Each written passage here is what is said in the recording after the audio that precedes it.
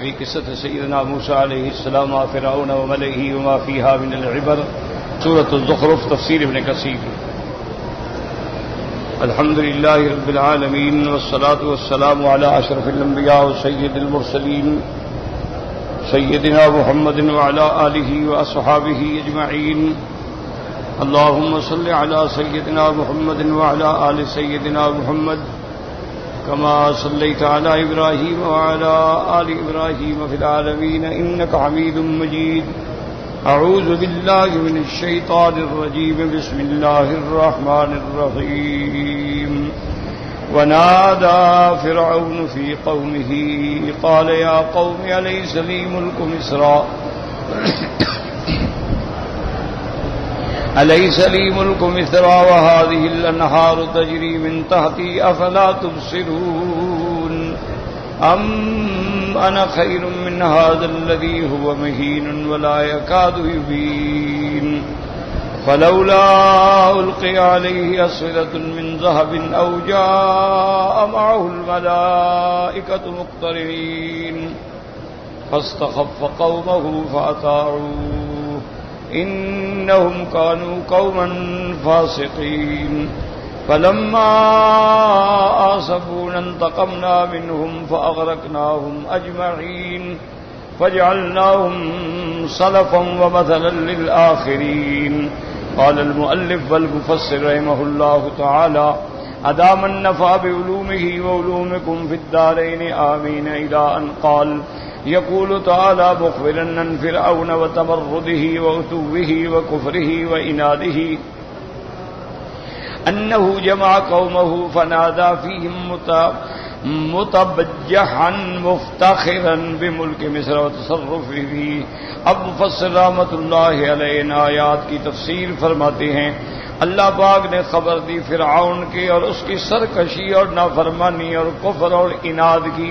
انہ جمع قومہ کہ اس نے اپنی قوم کو جمع کیا اور اس کے اندر ان کو خطاب کیا بڑے فخر سے اور فخر کیا کہ ملک مصر میرا ہے اور میرے تصرف میں ہے.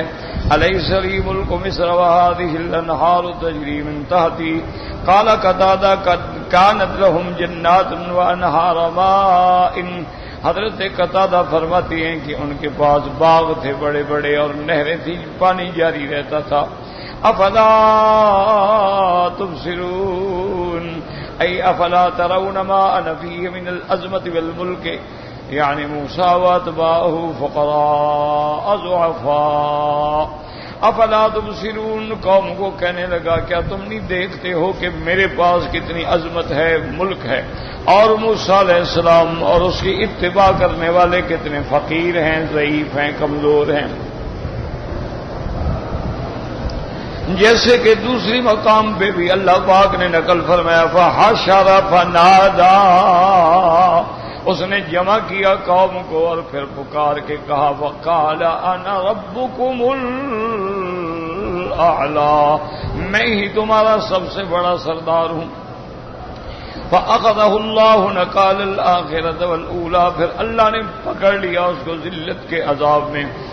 اب اس میں بھی کہتے ہیں امنا خیر من هذا الذی هو مہین. قال سدی یقول بل انا خیر من هذا الذی هو مہین. وهكذا قال بعض نحاة البصرة ان امها هنا بمعنى بل.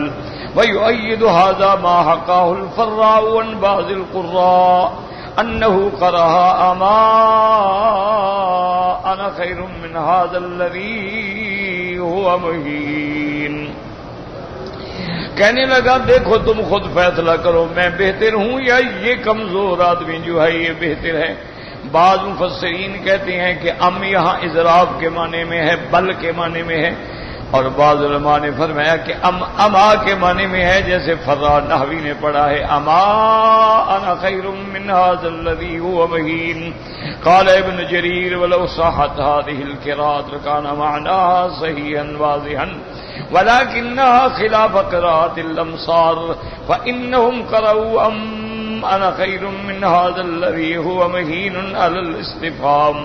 اب مفسر فرماتا ہے کہ اگر اما والی قرائات بھی صحیح ہو تو پھر بھی معنی جو ہے زیادہ واضح ہو جاتا ہے لیکن قراء الامصار جو ہیں انہوں نے اما نہیں پڑھا بلکہ استفہام سے پڑھا ہے ام انا خیر من هذا الذي هو مهين قلت وعلى كل تقدير فإنما يعني فرعون لعنه الله بذلك أنه خير من موسى عليه الصلاة والسلام وقد كذب في قوله هذا كذبا بينا واضحا فعليه لعائن الله المتتابعة إلى يوم القيامة. اب مفسر فرماتا ہے کہ ہم چاہے ام پڑھیں یا اما پڑھیں، مانا اس کا مقصد اس کا یہ تھا کہ میں موسیٰ علیہ السلام سے زیادہ بہتر ہوں، میرے پاس ملک ہے، طاقت ہے، قوت ہے، عظمت ہے. اب مفسر فرماتے ہیں کہ اس نے جھوٹ بولا، ایسا جھوٹ کہ علیہ لعائن اللہ، اللہ کی لعنتیں اس پہ ہوں متواتر قیامت تک. مہین کا کیا معنی ہے؟ یعنی حقیر. دیکھو یہ ایک حقیر آدمی ہے، اس کی کیا قیمت. وقال قتادہ والسدیان ضعیف، انہوں نے کہا کہ مہین کا معنی ضعیف ہے. وقال ابن جریر یعنی لا ملک له ولا سلطان ولا مال. مفسر ابن جریر رحمت اللہ علیہ فرماتے ہیں کہ مہین کا معنی یہ ہے کہ نہ اس کے پاس کوئی ملک ہے، نہ سلطنت ہے، نہ اس کے پاس دولت ہے.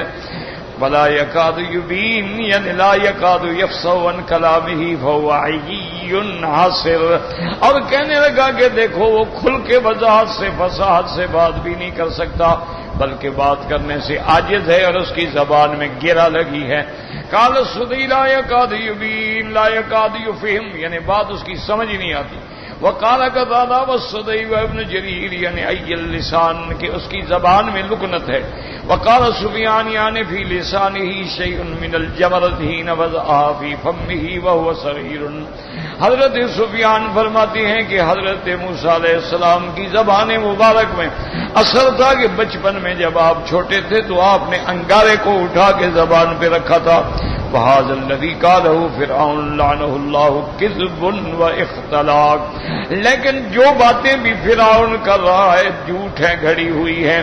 وَإِنَّمَا حَمَلَهُ عَلَى هَذَا الْكُفْرِ وَالْإِنَادِ وَهُوَ مَا يَنظُرُ إِلَى موسیٰ علیہ السلام بِعَيْنٍ كَافِرَةٍ شَقِيَّةٍ.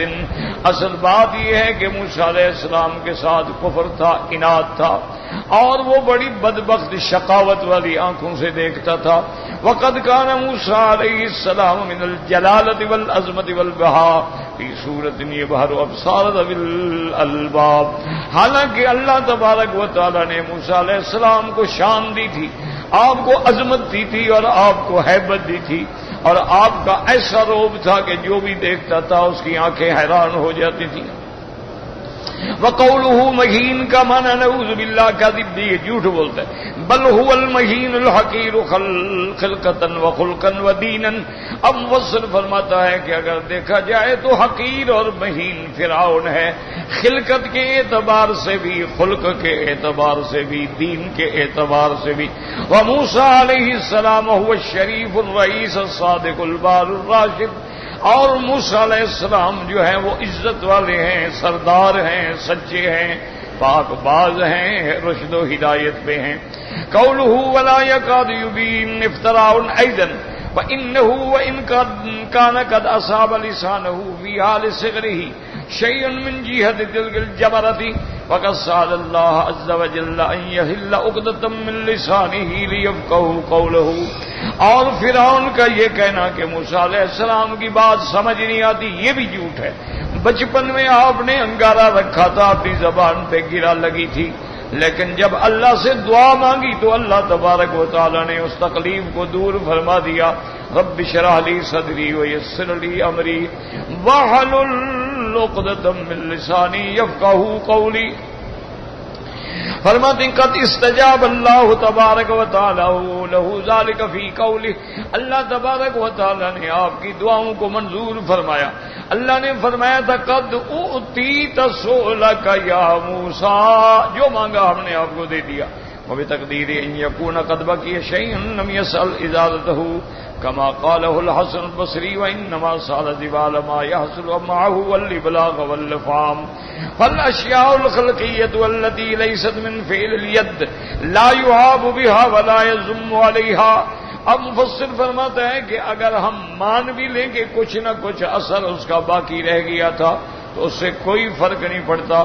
جیسے کہ حضرت حسن بصری رحمت اللہ علیہ فرماتے ہیں کہ حضرت موسیٰ علیہ السلام نے مانگا ہی اتنا تھا کہ میری بات پہنچ سکے، سمجھا سکوں. اور پھر ایک بات یاد رکھیں کہ جو چیزیں اللہ نے پیدا کی ہیں ان پہ عیب لگانے والا احمق ہوتا ہے، جاہل ہوتا ہے.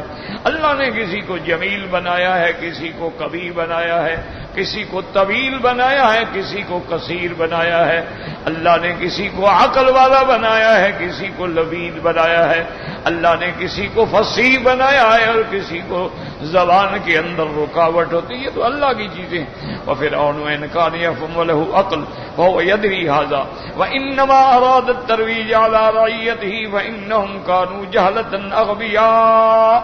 اب مفسر فرماتے ہیں کہ فرعون حالانکہ جانتا تھا، سمجھتا تھا، اس کو عقل تھی، جانتا موسیٰ علیہ السلام اللہ کا رسول ہے، اللہ کا پیغمبر، محض اپنے رعایا پر روب ڈالنے کے لیے اور ان کو دھوکہ ڈالنے کے لیے یہ باتیں کر رہا تھا. فلولا القي عليه اسورة من ذهب او جاء معه والملائكة مقترنين. فلولا القي عليه اسورة من ذهب وهي ما يجعل في الايدي من الحلي. اس زمانے کے اندر ہاتھوں کے اندر کنگن اور زیور پہنے جاتے تھے.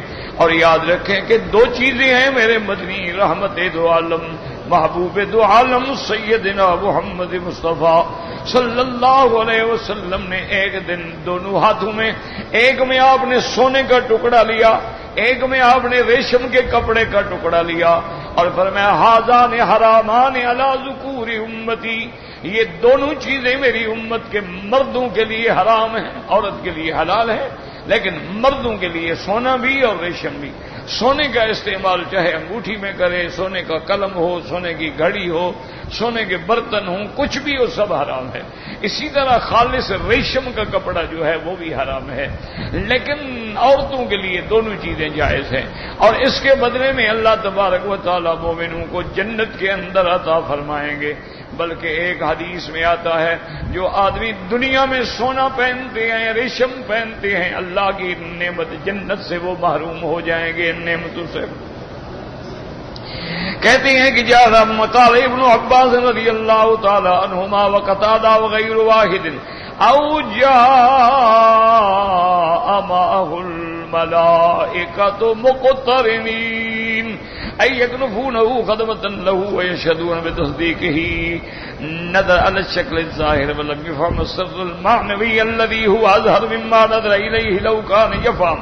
کہنے لگا پھر اس کے ساتھ فرشتے کیوں نہیں ہیں جو اس کی خدمت کریں، جو اس کی حفاظت کریں، جو اس کی عظمت شان پہ دلالت کریں. مفسر فرماتا ہے وہ ظاہر پہ نظر ڈال رہا تھا لیکن اس کو باطن کا پتہ نہیں تھا کہ حضرت موسیٰ علیہ السلام کا کتنا بڑا مقام ہے، کتنی بڑی شان ہے، کتنی بڑی عظمت ہے کہ حضرت موسیٰ علیہ السلام اولو العزم من الرسل سے ہیں. ولہذا قال تعالی فاستخف قومه فاطاعوه اي استخف عقولهم ودعاهم الى الضلالة فاستجابوا له. اپنی قوم کے عقلوں کو کمزور پایا اور ان کو دھوکہ دے کے جو جو باتیں کہتا گیا وہ قوم مانتی گئی.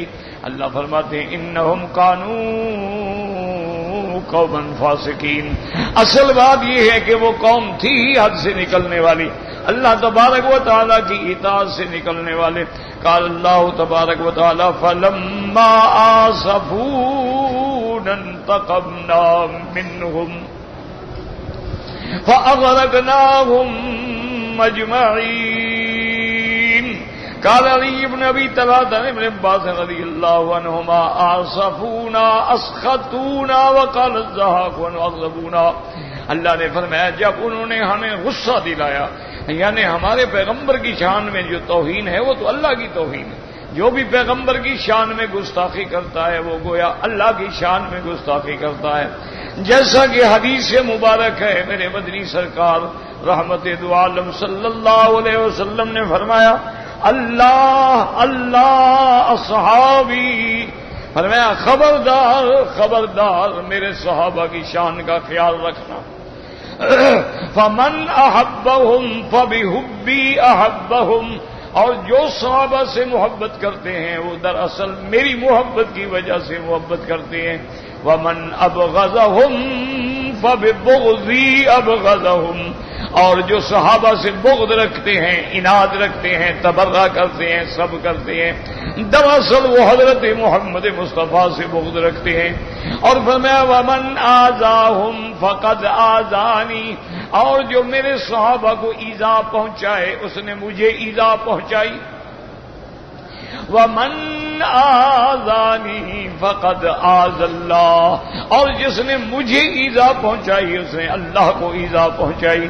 ومن آذى اللہ فیوشک ان یاخذہ، اور جو اللہ کو ایذا پہنچائے قریب ہے کہ اللہ ان کو اپنے عذاب میں پکڑ لے۔ لیکن ایک بات یاد رکھو کہ صحابہ کو ایذا پہنچانے کا کیا مطلب ہے؟ حدیث مبارک تو الحمدللہ ہم پڑھ لیتے ہیں لیکن سمجھنا بھی تو چاہیے نا۔ ایک بات تو واضح ہے کہ جن لوگوں نے صحابہ کے زمانے میں اصحاب رسول کی شان میں گستاخی کی، تکلیف پہنچائی، وہ ایذا واضح ہے۔ اگر صحابہ کا زمانہ ختم ہو گیا تو یہ بھی ایذا ہے کہ صحابہ کی شان میں گستاخی کی جائے، ورنہ اب اللہ کو کون ایذا پہنچا سکتا ہے؟ کسی انسان کی طاقت ہے کہ خدا کو ایذا پہنچائے، یا کسی انسان کی طاقت ہے کہ حضور پاک کو ایذا پہنچائے؟ معنی یہ ہے کہ آج اگر کوئی صحابہ کی عظمت شان کے خلاف باتیں کر رہا ہے تو یہ ایذا ہے۔ اگر آج کوئی سرکار دو عالم کی شان میں کروڑواں درجہ کوتاہی کر رہا ہے تو یہ ایذا ہے۔ اللہ تبارک و تعالیٰ کے ساتھ شریک کر رہا ہے، یہ ایذا ہے۔ اللہ تبارک و تعالیٰ کے لیے بیٹے بنا رہا ہے، یہ ایذا ہے۔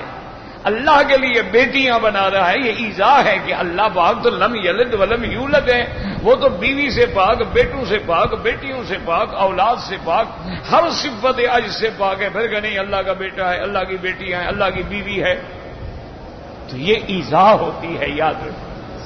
آج بھی جو لوگ صحابہ کو نعوذ باللہ تبرہ کرتے ہیں، آج بھی جو لوگ یہ عقیدہ رکھتے ہیں کہ حضور کے بعد صحابہ نعوذ باللہ سب مرتد ہو گئے تھے، صرف 4-5 صحابہ رہ گئے، باقی تو سارے دین اسلام سے نکل گئے، یہ ایذا کہ اللہ نے ان کو اسلام کا نمونہ بنایا، اللہ ان کے ایمان پہ خود گواہ ہے۔ دیکھیں نا پورے قرآن میں آپ دیکھ لیں کہ اللہ نے صحابہ کے بارے میں کون سا ایسا عزت، عظمت، شان کا لفظ ہے جو صحابہ کے حق میں نہیں آیا؟ اللہ نے فرمایا میرا مدنی لوگوں سے کہہ دو آمنو کما آمن الناس، ایمان لیا اس طرح جس طرح میرے صحابہ ایمان لائے ہیں۔ یہ ایمان کا ماڈل ہے، ایمان کا نمونہ ہے۔ تو اگر نعوذ باللہ ماڈل ہی غلط ہوگا تو پھر تو ہر چیز غلط ہو گئی، نقشہ ہی غلط ہو تو عمارت کیا بنے گی؟ اسی طرح اللہ نے فرمایا کہ جو آدمی اللہ رسول کے رستے کو چھوڑ دے اور صحابہ کے رستے کو چھوڑ دے، من یشاقق الرسول من بعد ما تبین له الهدى ویتبع غیر سبیل المؤمنین، اللہ کو چھوڑا، اللہ کے رسول کو چھوڑا اور مومنین کے رستے پہ بھی نہیں چلا۔ مومنین کون ہے؟ اصحاب رسول اللہ۔ تو اللہ نے فرمایا نولہ ما تولی ونصلہ جہنم وساءت مصیرا۔ تو اصحاب رسول سے جو بغض ہے یاد رکھیں۔ اسی طرح اللہ نے صحابہ کے بارے میں فرمایا اولئک هم المؤمنون حقا، میرا مدنی سچے پکے اندر باہر سے ایمان والے تیرے صحابہ ہیں۔ اور اس کے بعد اللہ نے یہ فرمایا کہ یہ ایسے نہیں فرما دیا اولئک الذین امتحن اللہ قلوبہم للتقوی، میرا مدنی تیرے صحابہ کے دلوں کو میں نے مانجھ کے دیکھ لیا، یہ اندر باہر سے سچے ہیں۔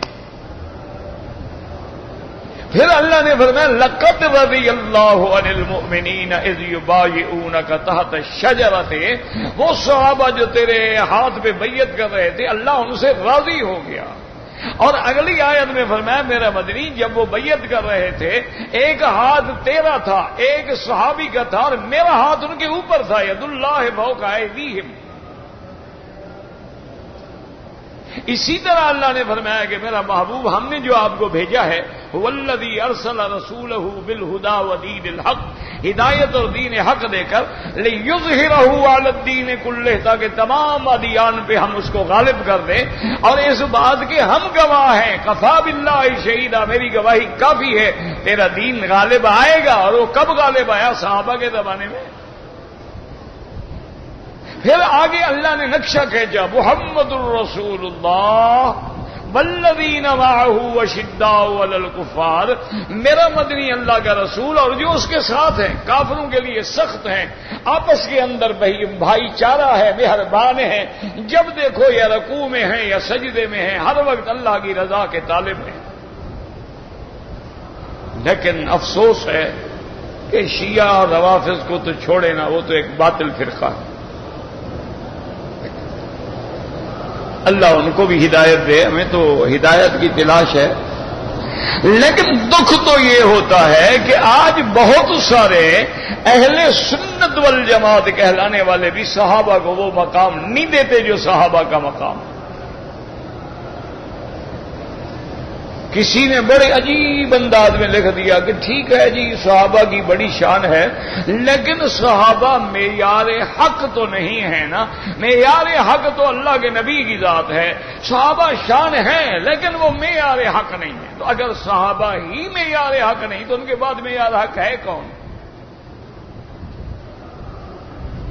اتنا بڑا ایک چھوٹا سا لفظ لکھا لیکن انتہا تک چلے گا۔ ان کے بعد انہوں نے بھی لکھ دیا کہ دیکھیں جی صحابہ انسان تھے نا، ان سے بھی تو غلطیاں ہوئی نا۔ اب حضرت عثمان نے اپنے لوگوں کو، رشتہ داروں کو عہدے دے دیے۔ حضرت عثمان رضی اللہ تعالی عنہ نے اپنی شفقت اور مہربانی میں آ کر بیت المال سے اپنے اقارب و ارحام کو نواز دیا۔ تو اس سے بڑی اور کیا ہے؟ مقصد نعوذ باللہ خائن تھے۔ یہ اہل سنت کہلانے والے لکھتے ہیں۔ اور بڑے بڑے لوگ ہیں، ان سے کہو کہ بھائی یہ بات صحابی نے کہو گے یار صحابی کی بات کرتے ہو، ہم تو نبی کی بات کرتے ہیں، تم صحابی کی بات کرتے ہو۔ ہم تو بس اللہ کا رسول، اس کے بعد ہم کوئی بات تیسری بالکل نہیں قبول، بس اللہ کا رسول۔ تو وہی رسول کی بات تمہارے پاس کہاں سے آئی ہے؟ تمہارے اپنے باپ دادا ملے تھے حضور کو؟ وہی خدا کا خوف کرو، اللہ سے ڈرو کہ رسول اللہ کی ہر بات پہنچانے والے ہم تک کون ہیں؟ وہ تو صحابی ہیں۔ حضور سرکار دو عالم نے حج فرمایا، کہاں احرام باندھا؟ کون بتائے گا؟ صحابہ۔ حضور پاک نے احرام میں کتنی چادریں استعمال فرمائیں؟ کون بتلائے گا؟ صحابہ۔ حضور نے احرام باندھتے ہوئے کیا نیت کی تھی؟ حج افراد تھا، قران تھا، تمتع تھا؟ کون بتائے گے؟ صحابہ۔ حضور پاک نے لبیک پڑھنا کہاں سے شروع کیا؟ مسجد سے شروع کیا، سواری پہ بیٹھتے شروع کیا، یا مقام بیدا سے شروع کیا؟ کون بتائیں گے؟ صحابہ۔ حضور جب مکے میں پہنچے، مکے گئے میں داخل ہونے سے پہلے آپ نے غسل فرمایا، کس مقام پہ غسل فرمایا؟ کون بتائیں گے؟ صحابہ۔ حضور پاک نے طواف کیا، آپ نے 2 رکعت نماز پڑھی، کہاں پڑھی؟ کون بتلائے گا؟ سارے دین کا گواہ تو صحابی ہیں۔ اگر صحابی ختم ہو گئے، دین محمد مصطفیٰ ختم ہو گیا۔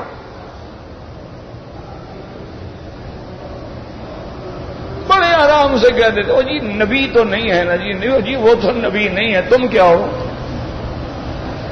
تمہاری کیا حیثیت ہے صحابہ کے مقابلے پہ؟ بات کہتے ہوئے اللہ کے بندے ڈرتے بھی نہیں کہ ہم کیا کہہ رہے ہیں، جو مرضی آئے گی کہہ دیں گے۔ حالانکہ صحابہ کا اتنا بڑا مقام ہے کہ حضرت عبداللہ ابن مبارک جو ہیں امیر المومنین فی الحدیث ہے، یعنی اس کو حدیث کا بادشاہ ہے۔ اور عبداللہ ابن المبارک وہ آدمی ہے جس کے بارے میں علماء اور محدثین نے لکھا ہے کہ اس بندے کا اگر کسی مجلس میں ذکر کیا جائے تو اللہ کی رحمت برستی ہے.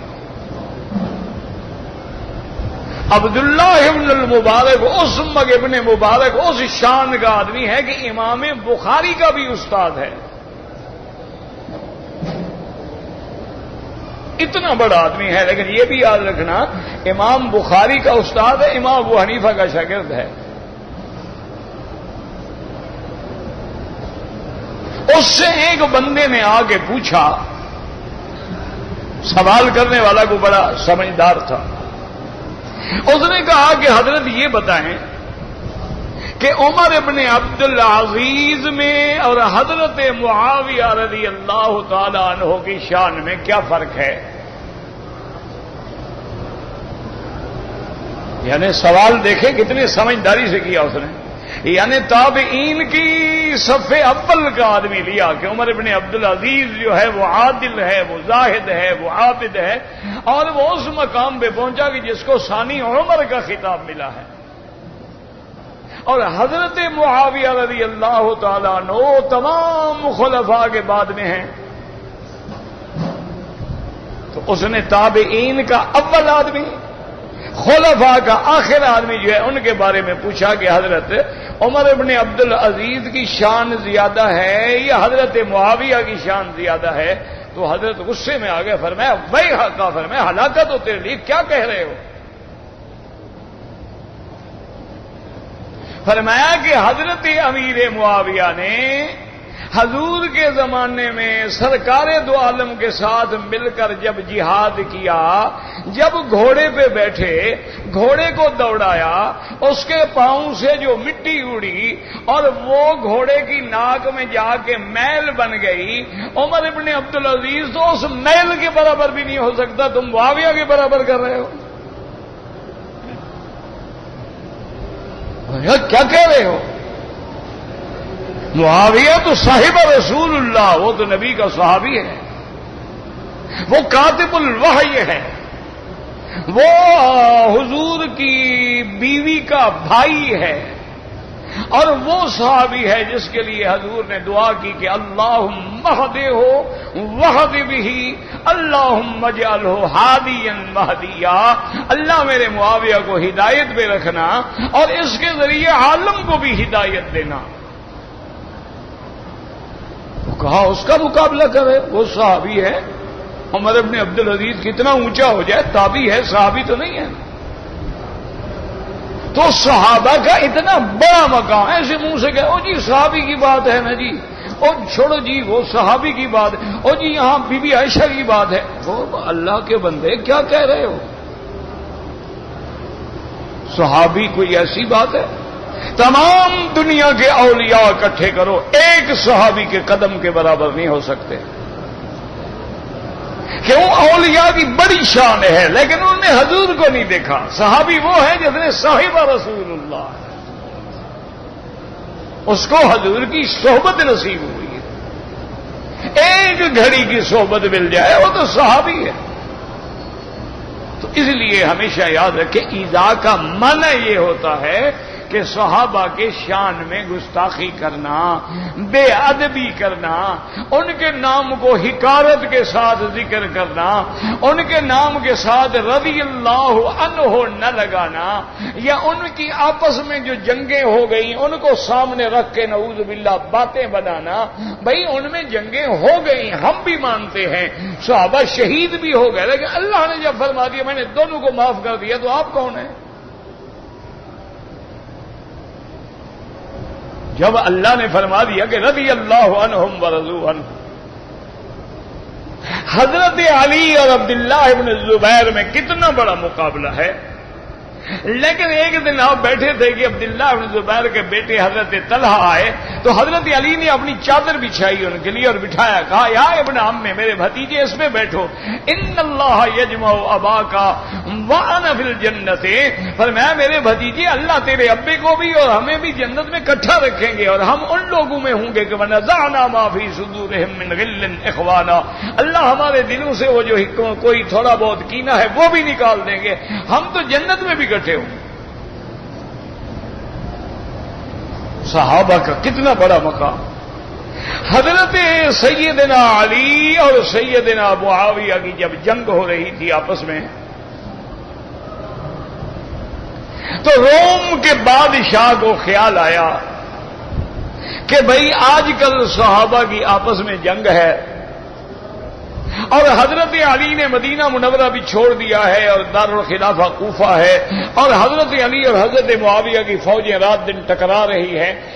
یہ بڑا موقع ہے کہ ہم مدینے پہ حملہ کر کے قبضہ کیوں نہ کر لیں. دشمن تو انتظار میں ہوتے ہیں.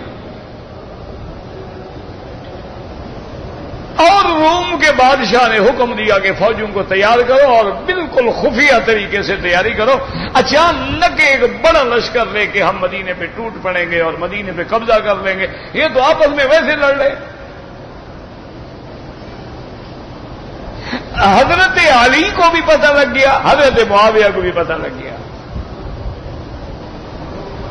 کہ روم کا بادشاہ جو ہے وہ تیاری کر رہا ہے. تو سیدنا معاویہ نے بادشاہ روم کو خط لکھا. آج بھی وہ خط تاریخ کے سینے میں محفوظ ہے. آپ نے لکھا کہ یہاں کلب روم ہو، روم کے کتے میری بات سنو. بادشاہ کو خط لکھ رہا ہے حضرت معاویہ، اتنا بڑا آدمی ہے، اس وقت کی سپر پاور کو کہتا ہے تم کتے ہو. ہم تو پاؤں چاٹتے ہیں نا، ہم بھی مسلمان ہیں نا. لکھا گیا ہے کتے روم کے، تمہیں پتا ہے کہ حضرت علی کا اور میری جھگڑا ہے. اگر جس دن تم نے مدینے پہ حملہ کیا اور حضرت علی کی فوجیں تیرے مقابلے پہ نکلی، معاویہ پہلا سپاہی ہوگا جو حضرت علی کی قیادت میں تیرے خلاف جنگ لڑے گا. حضرت علی نے بھی یہی لکھا. اس نے کہا ہے ملک روم، بادشاہ روم، ہمیں پتہ لگا ہے تم تیاری کر رہے ہو ہماری جنگوں کو دیکھ کے. اگر حضرت معاویہ نے تیرے ساتھ جنگ لڑی، میں اس کی کمان میں سپاہی بن کے لڑوں گا. یہ ہم بھائیوں کا اختلاف ہے، ہو گیا. حتیٰ کہ حضرت علی رضی اللہ تعالیٰ، چلو یہ تو صحابہ ہے نا آپس میں.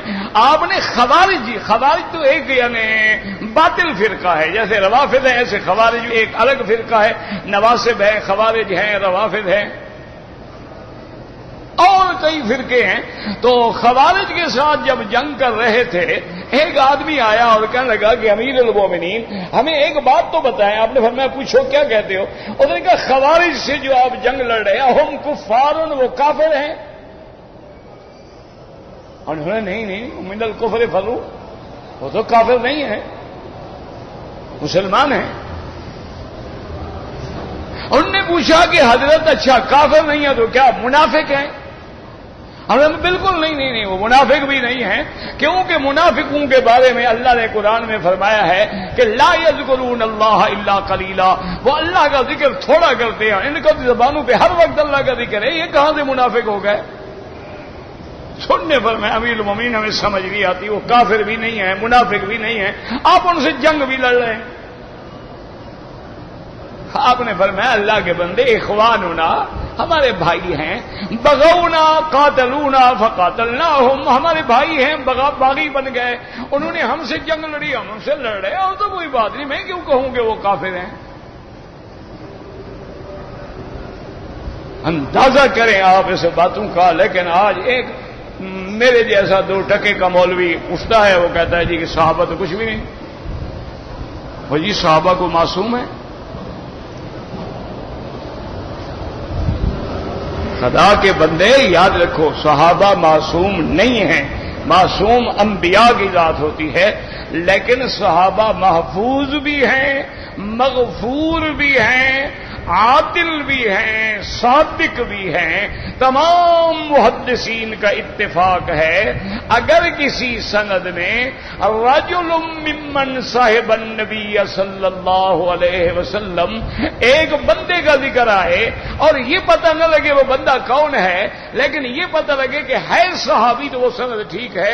الصحابہ کلہم صدوق وعدول، کیونکہ تمام صحابہ جو ہیں وہ سچے بھی ہیں، عادل بھی ہیں، وہ کبھی غلط روایت کر ہی نہیں سکتے. تو اس لیے ہمیشہ یاد رکھیں، اللہ تبارک و تعالی سے دعا بھی کیا کریں ہم بڑے پرفتن دور سے گزر رہے ہیں. جیسے حضور نے فرمایا تھا نا، میری امت پہ ایسے فتنے آئیں گے، جیسے اندھیری رات ہوتی ہے ایسے اندھیرے چھا جائیں گے، نظر نہیں آئے گا کہ مل مخلص من آگے کیسے نکلیں.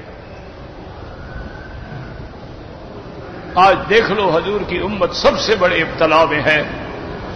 آپ دنیا کا کوئی اخبار، دنیا کا کوئی چینل، دنیا کا کوئی رسالہ اٹھا کے دیکھ لیں، صرف یہی خبریں ملیں گی، اتنے مر گئے، اتنے قتل ہو گئے، اتنے مر گئے، اتنے قتل ہو گئے، اتنے حادثے میں گر گئے، اتنے ایکسیڈنٹ ہو گیا، وہ کنویں میں گر گیا، اس کو آگ لگا دی گئی، اس سے زنا کیا گیا، اس کو اغوا کیا گیا، اس کو. یعنی یہ معاشرہ ہے، یہ مسلمان معاشرہ ہے. مسجدوں میں، مدرسوں میں، عبادت خانوں میں جا کے مسلمان نماز پڑھ رہا اس کو مار دیا جائے. انا للہ و انا الیہ راجعون. تو اس لیے ہمیشہ یاد رکھیں کہ اللہ سے دعا کیا کرو کہ اللہ ہمیں ہر فتنے سے بچا لے، اللہ عالم اسلام پہ رحم فرما دے. اللہم لا تقتلنا بغضبک، اللہم لا تہلکنا بذنوبنا، اللہم انا خلق من خلقک لا تمنع عنا بذنوبنا فضلک. اللہ ہم تیرے بندے تو ہیں، تیری مخلوق تو ہیں، تو آخر جانوروں پہ بھی تو رحم کرتا ہے نا، کتوں پہ بھی رحم کرتا ہے، ہم پر بھی رحم فرما.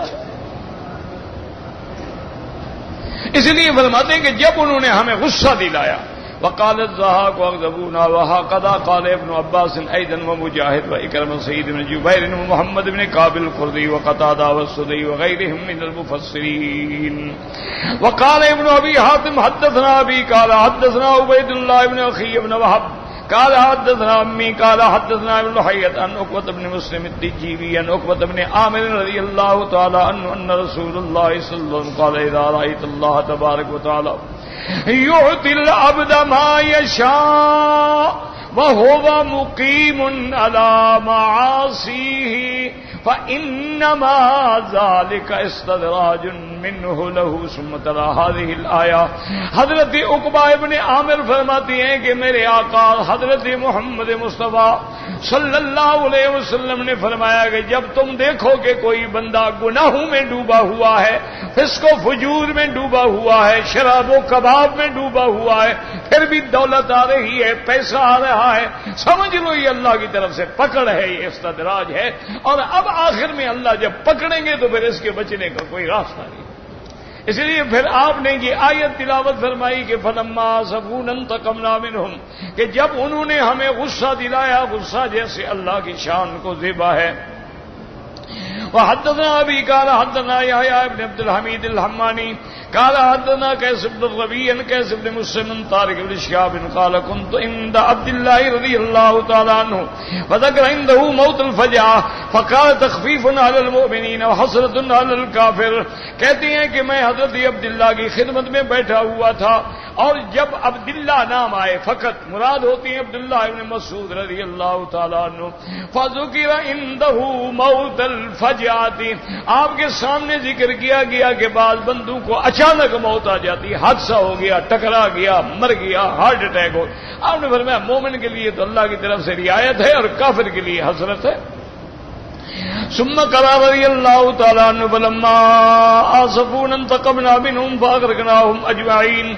وقال عمر بن عبد العزيز رضي الله تعالى عنه وجدت النقمة مع الغفلة، یعنی قوله تبارک تعالی، یعنی اللہ کی پکڑ آ گئی، عذاب آ گیا ان کی غفلت کی وجہ سے. فلما آسفونا انتقمنا منهم فأغرقناهم أجمعين. وقوله تبارك وتعالى فجعلناهم سلفا ومثلا للآخرين. قالوا ابو مجلس سلفا لمثل من عمل بعملهم قال وهو مجاهد ومثلا عبرة لمن بعدهم والله سبحانه وتعالى الموفق للصواب وإليه المرجع والمآب. سلفا کا کیا معنی ہے؟ یعنی یہ ان کے لیے جو ایسے عمل کریں گے نمونہ ہے، اور عبرت ہے بعد میں آنے والوں کے لیے کہ اگر تم بھی ان جیسے عمل کرو گے تو پھر اللہ کے عذاب آئیں گے. اللهم اجرنا من النار یا مجیر اجرنا من النار. اللهم انا نسألك رضاك والجنة ونعوذ بك من سخطك والنار.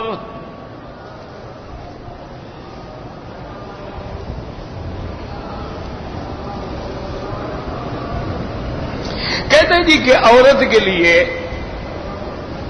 چہرے کا پردہ کرنا ضروری ہے یا نہیں ہے؟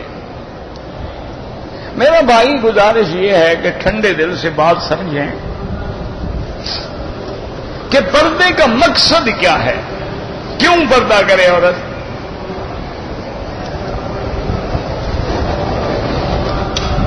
کوئی وجہ ہوگی نا، پردے کا جو حکم ہے تو کیوں ہے؟ یعنی عورت بھی فتنے سے محفوظ رہے اور دیکھنے والے بھی فتنے سے بچ جائیں۔ تو فتنہ تو سب سے زیادہ چہرے میں ہوتا ہے، اگر چہرے کا پردہ نہیں ہے تو کیا پیروں کا پردہ ہے؟ کوئی عقل کی بات ہے؟ اچھا، حج پہ آتے ہیں، عمرے پہ آتے ہیں، جب احرام باندھتے ہیں تو عورت کا احرام اس کے چہرے میں ہے، مرد کا احرام سر میں ہے۔ کیا مانا؟ کہ مرد اپنے سر پہ کپڑا نہ ڈالے، عورت اپنے چہرے پہ کپڑا نہ ڈالے۔ اگر پہلے سے کپڑا ہے ہی نہیں تو نہ ڈالے گا، کیا مانا؟ وہ تو پہلے سے نہیں ہے۔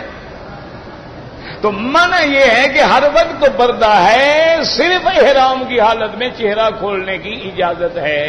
تو پہلے پردہ مانو گے تو چہرہ کھولو گے، تو آپ نے تو پہلے سے کھولا ہوا ہے ماشاءاللہ۔ آپ تو ہمیشہ سر ننگا رہتے ہیں، آپ کو تو احرام باندھنے کی ضرورت ہی نہیں ہے، آپ تو ہمیشہ احرام میں ہیں نا۔ آپ کا تو سر ہمیشہ ننگا ہے، پھر سر ننگا رکھنے کا کیا مطلب؟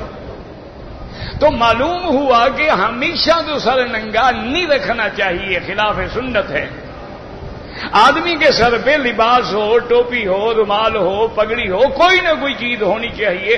یہ مروت کے بھی خلاف ہے اور سرکار دو عالم کی عادت و آپ کی سنت کے بھی خلاف ہے۔ میرے مدنی پاک نے کبھی بازار میں، سوق میں، مسجد میں کبھی آپ سر ننگا نہیں ہوا، اور ہمیشہ حضور پاک نے ٹوپی مبارک، ٹوپی پہ پگڑی مبارک پہن کے نمازیں پڑھائی ہیں۔ اور اللہ کا قرآن بھی یہی حکم دیتا ہے کہ نماز پڑھنے آؤ تو پوری طرح لباس پہن کے آؤ۔ تو پھر پردہ اگر چہرے کا نہیں ہے تو کیا مطلب؟ اچھا، قرآن کہتا ہے کہ جب تم نے کسی غیر محرم عورت سے چیز مانگنی ہو، اذا سألتموهن متاعا فاسألوهن من وراء حجاب، پردے کے پیچھے کھڑے ہو کے مانگو۔ تو پردہ اگر چہرے کا ہے نہیں تو پردے کے پیچھے کیا مطلب؟ یہ تو قرآن ہے۔ اچھا، بی بی عائشہ فرماتی ہے کہ ہم احرام میں ہوتے تھے، چونکہ اونٹوں کے سفر ہوتے تھے، لوگ دور دور ہوتے تھے، اگر کبھی لوگ قریب آنے لگتے تھے تو سدلنا علی وجوہنا، ہم اپنے چہرے کے آگے کپڑا لٹکا لیتے تھے، اور اگر غیر محرم دور چلے جاتے تھے تو ہم کپڑا ہٹا دیتے تھے۔ تو اگر چہرے کا پردہ نہیں تو سدلنا علی وجوہنا کا کیا مطلب؟ اچھا، اسی طرح حکم ہے کہ اگر کورٹ میں، قاضی کی عدالت میں مقدمہ آ گیا ہے، میاں بیوی کا مقدمہ آ گیا، مثال ہے فسخ کا ہے، نکاح کا ہے، خلع کا ہے، طلاق کا ہے، مال کا ہے، کوئی ہے، اب قاضی کو شریعت یہ حکم دیتی ہے کہ وہ عورت کو کہے کہ چہرہ کھول کے دکھاؤ، کیوں؟ پتہ نہیں کوئی اور عورت ہو۔ تو اگر چہرے کا پردہ ہی نہ ہو تو کھول کے کیا، چہرہ کیا کھول کے دکھائے؟ تو اگر چہرے کا پردہ ہے ہی نہیں، اصل مشکل یہ ہے کہ لوگ عورہ میں اور سطر میں فرق نہیں سمجھتے ہیں اور اسلام پہ بلا وجہ چڑھائی شروع کر دیتے ہیں۔ ایک ہے سطر عورہ، کیا مانا؟ کہ مرد کی ناف سے لے کر گھٹنے تک یہ عورہ ہے، اس کا چھپانا لازم ہے۔ اگر ذرا سا بھی چھپا نہ رہے نعوذ باللہ تو نماز بھی نہیں ہوگی، دکھانے والے پر بھی لعنت، دیکھنے والے پر بھی لعنت۔ جیسے ہمارے بعض بھائی ہیں نا، حاجی عمرے کا احرام باندھتے ہیں، حج کا باندھتے ہیں، ناف کے نیچے احرام باندھا ہوتا ہے، اوپر 4 انگل ناف کھڑی ظاہر کھڑی ہے، اس باندھنے والے بھی لعنت، دیکھنے والے پر بھی لعنت۔ الناظر والمنظور کلاہما ملعونان، دونوں پہ لعنت۔ اور نماز بھی نہیں ہوتی، طواف بھی نہیں ہوتا۔ اسی طرح عورت کے سر سے لے کر پاؤں تک عورہ ہے، صرف نماز کی حالت میں چہرہ، دونوں ہاتھ، پاؤں کھول سکتی ہے، یہ معنی نہیں کہ لوگوں کے آگے کھول سکتی ہے۔ تو اگر چہرے کا پردہ نہیں ہے تو پھر تو پردہ کسی چیز کا ہے ہی نہیں۔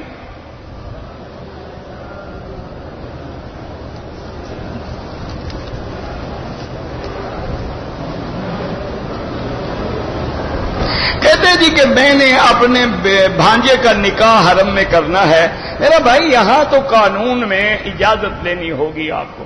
بہرحال شرعی طور پہ کرنا ہے تو کسی بھی مولوی سے کسی بھی عالم سے اس کو بٹھا لیں, وہ خطبہ پڑھے, گواہ موجود ہوں, ولی الامر بھی موجود ہو, یعنی اس لڑکی کا باپ بھی, تو لڑکا بھی ایجاب قبول خطبہ کر کے کرا دے گا, کوئی میٹھی چیز تقسیم کر دیں, یہ سنت طریقہ ہے.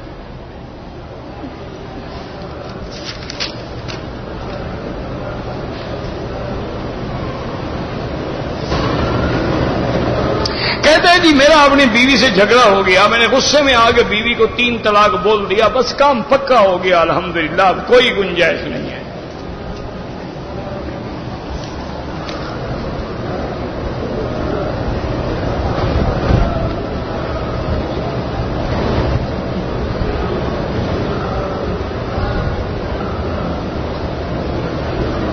کہتے ہیں کہ میں نا مدینے شریف گیا ہوا تھا, میرے والد آئے ہوئے تھے, واپسی پر میرا ارادہ تھا عمرہ کرنے کا, لیکن کمپنی کا فون آ گیا کہ جلدی پہنچو, میں نے عمرہ نہیں کیا. اب آپ عمرہ قضا کریں فوراً ورنہ دم دینی پڑے گی. آپ کا عمرہ ارادہ تھا اور آپ میقات سے بغیر احرام کے نکل آئے. ایسے بھی ہم لوگ عجیب ہیں, کمپنی کے ٹیلی فون کی اتنی اہمیت ہے, نبی کے فرمان کی کوئی اہمیت نہیں کہ میقات سے بغیر احرام کے نہ گزرو. اچھا اگر خدا نہ کرے خدا نہ کرے خدا نہ کرے آپ بیمار ہو جاتے, کیا کرتے کمپنی والے؟ اگر آپ احرام باندھ کے آ جاتے, 1 گھنٹے میں عمرہ کر کے کپڑے پہن کے کمپنی میں پہنچ جاتے, کون سی تمہارے پاؤں کی مہندی اتر جاتی؟ اب آپ فوراً مدینے سے جا کے عمرہ کرو, نہیں کرو گے دم دینی پڑے گی.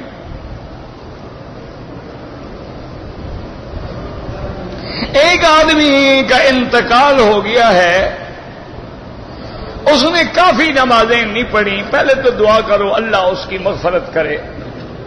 صرف فقہ حنفی میں ہے کہ اگر اس کے ورثاء بطور فدیہ ہر نماز کا صدقۃ الفطر کے برابر یعنی 2.25 سیر گندم کے برابر فدیہ ادا کر دیں تو اچھی بات ہے, اللہ پاک قبول فرما.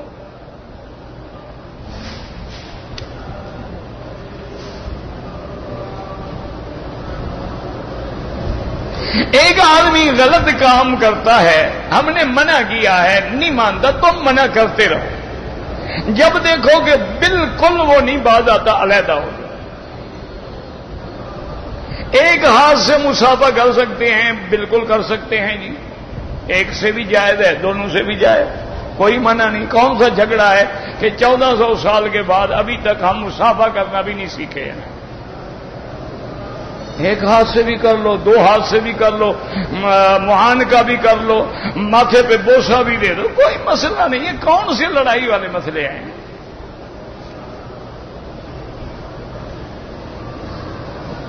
اگر حضور پاک کی مجھے نیند میں زیارت ہو وہ سچی ہوگی, اگر حضور پاک کے حلیہ مبارک کے مطابق زیارت ہے تو سچی ہوگی.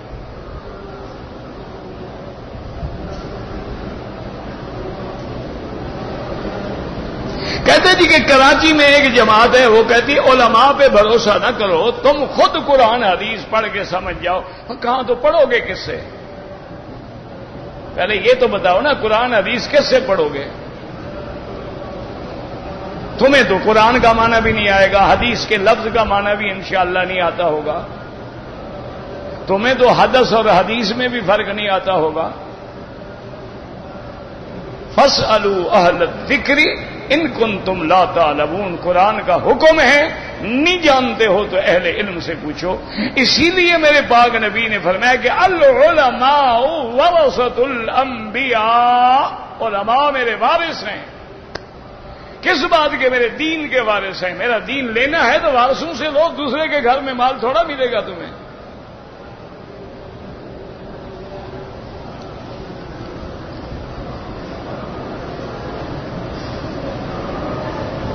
کہتے جی کہ ایک آدمی نے احرام باندھا, طواف کیا, طواف کی 2 رکعت پڑھی, صفا مروا بھی نہیں دوڑا, سر بھی نہیں مڈایا. ماشاءاللہ, اس کو کہو جلدی سر مڈائے. جب تک نہیں مڈائے گا وہ احرام میں پھر رہا ہے. احرام چادروں کا نام نہیں ہوتا, سر منڈائے گا تو احرام سے نکلے گا. سر بھی منڈائے, دم بھی ادا کرے. جو دوبارہ اس نے عمرہ کیا وہ تو دوبارہ ہوا نا، پہلے کا جرمانہ تو بھگتے نا.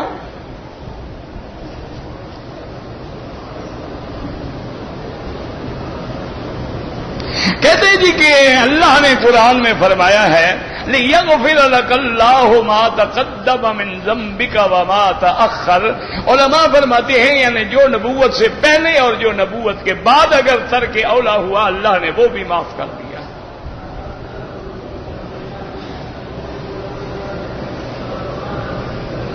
مسجد الحرام میں ویڈیو بناتے ہیں بالکل حرام ہے.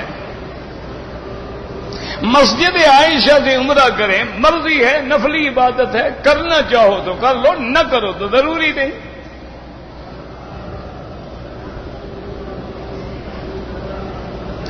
میں نے عمرے کے بعد سر پہ مشین پھروائی، پھر 2 عمرے کیے، پھر کینچی سے تھوڑے تھوڑے بال کاٹے. جب مشین پھروائی بچا کیا تھا جو تم نے کاٹا؟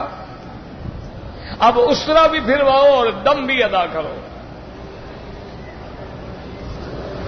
ٹیلی فون پر نکاح جائز ہے؟ بالکل حرام ہے، ناجائز ہے، نکاح ہوتا ہی نہیں.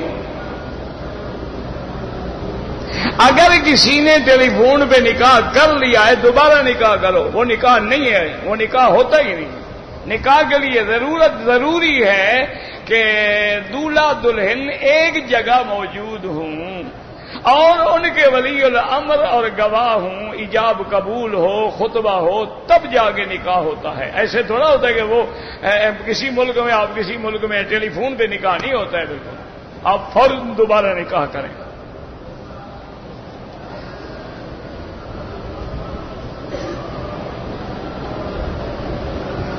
ایک لڑکا والدین کو مارتا ہے، بدبختی ہے اور کیا ہے. اللہ سے دعا مانگو اللہ اس کو ہدایت دے، اور تو کوئی حل نہیں. آج کل مشکل یہ ہے نا میرا بھائی، اصل میں ہمارا قصور ہے کہ ہم نے ان کو حلال نہیں کھلایا. ہم نے اپنے والدین کی ضرور نافرمانی کی ہوگی جو آج بھگت رہے ہیں. اسی طریقے سے ہم نے ان کی تربیت نہیں کی، ان کو اچھا دین نہیں سکھایا، دین نہیں پڑھایا. اب جب ہم نے ان کو انگریزی سکولوں میں بھیجا، ان کو ہم نے مشنری سکولوں میں بھیجا، تو صاف بات ہے ان کو کیا پتا ڈیڈی کیا ہوتے ہیں اور ٹاٹا کیا ہوتا ہے، بس وہ تو وہ جانتے ہیں نا، ان کو والدین کے احسان کا کیا پتا ہے. آپ اس کے لیے دعا کریں، رات دن اللہ کے آگے گڑ گڑائیں، روئیں اور کوشش بھی کریں اس کی تربیت کرنے کی.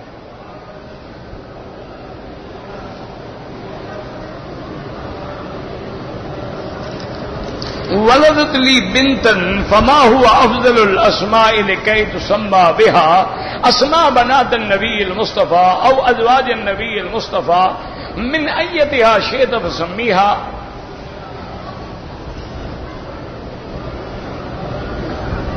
اگر ایک آدمی نے بیوی کو صرف ایک طلاق دی ہے تو یہ طلاق رجعی ہے، یعنی اگر وہ رکھنا چاہتا ہے رکھ سکتا ہے.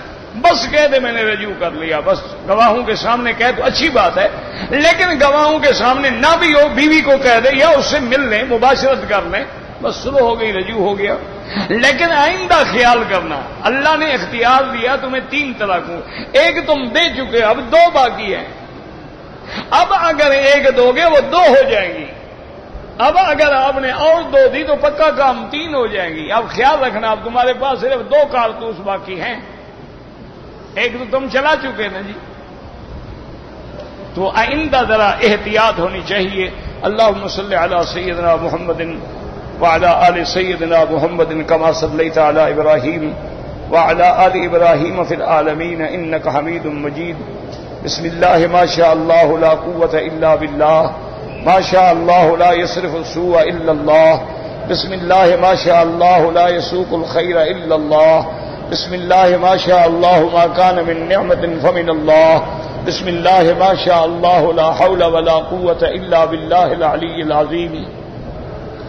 اللہم انا نسألک باسمائک الحسنى وصفاتک العلیٰ، اللہم انا نسألک رضاک والجنة ونعوذ بک من سخطک والنار، اللہم انا نعوذ بک من الحور بعد القور، اللہم انا نسألک من النعیم المقیم التی لا یہول ولا یزول، اللهم إنا نعوذ بك من الشك والشرك والشقاق والنفاق وسوء الأخلاق وسوء المنظر وسوء المنقلب في المال والأهل والولد. اللهم هون علينا، اللهم هون علينا، اللهم يسر علينا ولا تؤثر علينا برحمتك يا أرحم الراحمين. اللهم لا سهل إلا ما جعلته سهلا وأنت تجعل الحزن سهلا إذا شئت. اللهم يسر أمورنا وأمور أولادنا وأمور بناتنا وأمور من أوصانا واستوصانا وأمور أصحابنا وأمور المحبين والمخلصين والمعاونين وأمور المسلمين برحمتك يا أرحم الراحمين. یا اللہ بیماروں کو شفا عطا فرما، یا اللہ بیماروں کو شفا عطا فرما، یا اللہ بیماروں کو شفا عطا فرما، یا اللہ بے حیاؤں کو حیا عطا فرما، یا اللہ بے دینوں کو دین عطا فرما، بے اولادوں کو اولاد عطا فرما، جن کی اولادیں ہیں ان کو صالح بنا، جن کے گھروں میں بچیاں ہیں ان کو خیر اور رحمت کے رشتے نصیب فرما. یا اللہ ہمیں مانگنا نہیں آتا، بغیر مانگے عطا فرما. یا اللہ پورے عالم میں ہدایت کی فضائیں چلا دے، یا اللہ پورے عالم میں ہدایت کی ہوائیں چلا دے. یا اللہ عالم اسلام کی حفاظت فرما. یا اللہ مسلمان فلسطین میں ہیں، عراق میں ہیں، غزہ میں ہیں، عرب میں ہیں، عجب میں ہیں، ان کی جان مال آبرو عزت کی حفاظت فرما. یا اللہ پاکستان پہ رحم فرما، یا اللہ پاکستان پہ رحم فرما، یا اللہ پاکستان سے عذاب رفع فرما. یا اللہ قرآن و سنت کا قانون جاری فرما، قرآن و سنت کے ماننے والے، پڑھنے والے، پڑھانے والوں کی حفاظت فرما. یا اللہ قدم قدم پہ دین والوں کی حفاظت فرما، تبلیغ والوں کی حفاظت فرما، تحفیظ والوں کی حفاظت فرما، قرآن و حدیث پڑھنے پڑھانے والوں کی حفاظت فرما. یا اللہ بلد الامین کو قیامت تک ہر فتنے سے محفوظ فرما. یا اللہ بلد الامین کو قیامت تک ہر فتنے سے محفوظ فرما. یا الہ العالمین ہمیں حضور کی سچی محبت نصیب فرما، اہل بیت اور صحابہ کی سچی محبت نصیب فرما، اولیاء اور علماء کی سچی محبت نصیب فرما. یا اللہ ہمیں گستاخی سے اور بے ادبی سے محفوظ فرما. ربنا تقبل منا انك انت السميع العليم وتب علينا انك انت التواب الرحيم. وصلى الله تعالى على خير خلقه سيدنا محمد وعلى آله واصحابه اجمعين.